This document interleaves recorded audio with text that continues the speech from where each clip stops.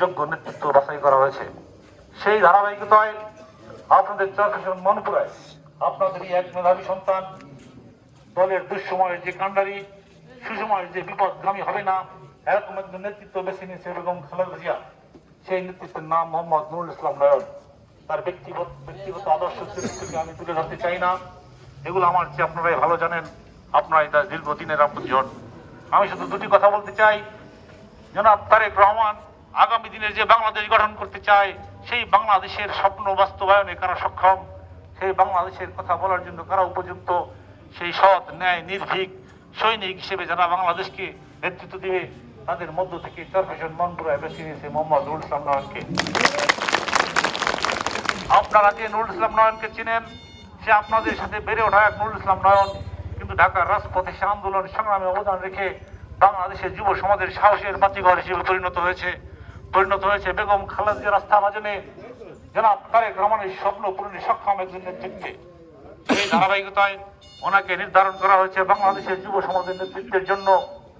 সারা বাংলাদেশের যুব দলের সাধারণ সম্পাদক হিসেবে ওনাকে নির্বাচিত করেছেন। শুধু সারা বাংলাদেশের যুব দলের নেতৃত্ব নির্ধারণের জন্যই তাকে নির্ধারণ করেননি, সাথে সাথে উনি চিন্তা করেছেন এই চরফ্যাশন অফুরন্ত প্রাকৃতিক সম্পদে পরিপূর্ণ একটি বিশাল এলাকার জন্য ওনাকে অভিভাবক হিসেবে উনি প্রেরণ করেছেন। বেগম খালেদা জিয়া 3 বারের প্রধানমন্ত্রী ছিলেন, নিশ্চয়ই উনি জহুরি অনেক বড়, স্বর্ণ চিনতে ওনার ভুল হয় না। সেই কারণেই ওনার যে চেনা জানা আর আমাদের যে ধারণা, এই যে ব্যবধান, আশা করি আগামী দিনের নেতৃত্বের মাধ্যমে মোহাম্মদ নুরুল ইসলাম নয়ন আপনাদের সামনে প্রমাণ করতে সক্ষম হবেন। এই অঞ্চলে মানুষের জন্য উনি কি প্রতিষ্ঠা করতে চান, নাগরিকদের কি অধিকার দরগায় পৌঁছে দিতে চান।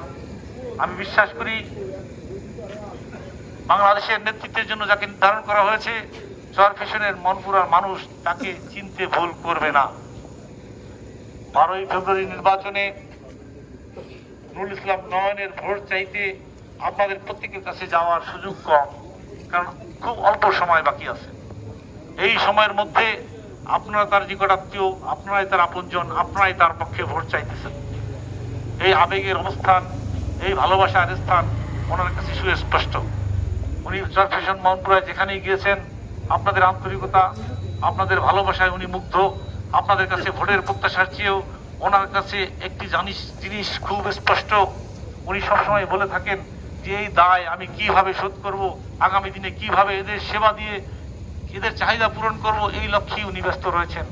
আশা করি আপনাদের প্রত্যেকের প্রতিটা চাহিদা পূরণে উনি সক্ষম হবেন এবং এই অঞ্চলে মাটি মানুষের সেবায় অতীতের যে কোনো রেকর্ড ভঙ্গ করে আগামী দিনে বাংলাদেশে চরফ্যাশন মনপুরাকে একটি মডেলে পরিণত করবেন। আমরা